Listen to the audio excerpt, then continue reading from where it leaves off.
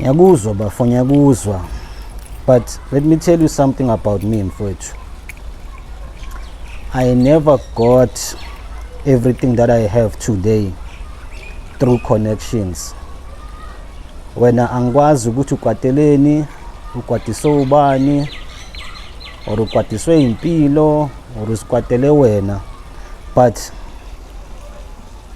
mina I resigned from my job 2016 till now to pursue my dream.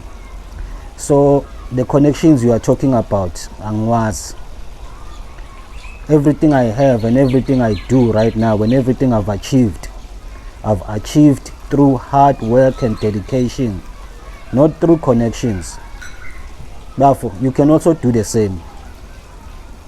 Let go of that anger, let go of that, angazi ukuthi ngayibiza ini, but the same energy that you applied when commenting on my post is the same energy that you should be applying on working more on yourself and developing skills that you can monetize empilweni yakho. Asiyilwe mfethu, bengifuna nje ukusho lokho. Yekela ama connections and tonton and start working on yourself.